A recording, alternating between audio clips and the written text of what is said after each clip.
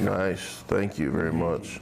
It isn't the lunch Willie Miller had planned, but it's a welcome surprise for a man who struggles just to buy food. I doubt that the ramen can compete with this. So today, I'm getting lunch for the former Husker fullback and academic All-American, and listening to how he's coping with a brain disease called bipolar disorder. You know, everybody has a stigma or stereotype associated with bipolar. You know, you're like, oh no, that person's crazy. What does being bipolar mean to Willie Miller? I had a very quick temper. When my temper was, switched on, it was not good. Hey, time to go out and show them we're on #1, baby, today. Symptoms of the illness first surfaced in college when he played for Big Red. I definitely think it helped me in football because that was where all my aggression came from. He blocked and ran in 42 games for coaches Frank Solich and Tom Osborne. His best game coming in the 2000 Fiesta Bowl, Miller gaining big yards, busting through the tackles of Tennessee defenders. Look out, Willie Miller! He's got speed for a big guy. They take him out. Wow, interesting. After college, a family and a promising future.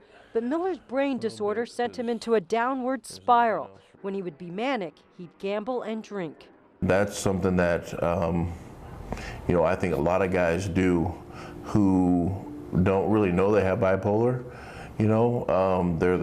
They start to drink and they get an adrenaline rush, and then they just continue to drink, continue to drink, continue to drink. And his depression only deepened. By February of 2008, he hit rock bottom.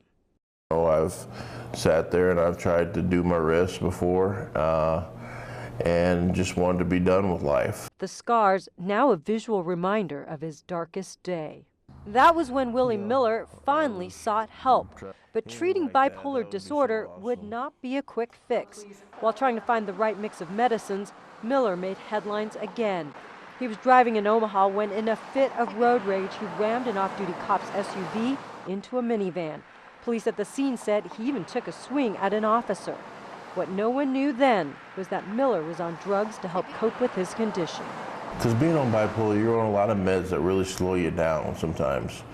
And I think that was one of the major factors that played into that incident occurring. Even at his trial on felony charges, Miller never mentioned his disease. We didn't want people to sit there and use that as a scapegoat. We didn't know how people might perceive that either. Now, at the age of 31, he tells me his medications are more effective. There are 14 of them in all. This is my Cymbalta, so this one's for antidepressant. The pills come with side effects. Willie's put on 50 pounds since he started taking them. He even takes a pill to stop his hands from shaking. These are my big dogs that I take every night. But he remains hopeful. Treatment will one day help him reclaim his life. A life reflected in a tattoo of his daughter, both a comforting presence and a motivation. She keeps me going every day.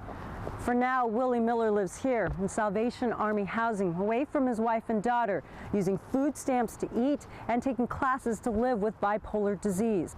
And finally, he's talking about this disease that takes its toll every day.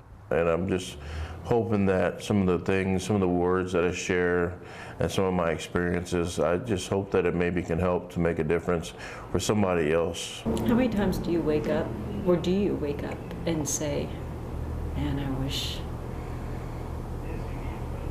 things were different?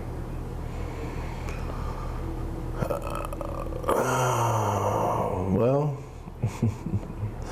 I used to do that a lot.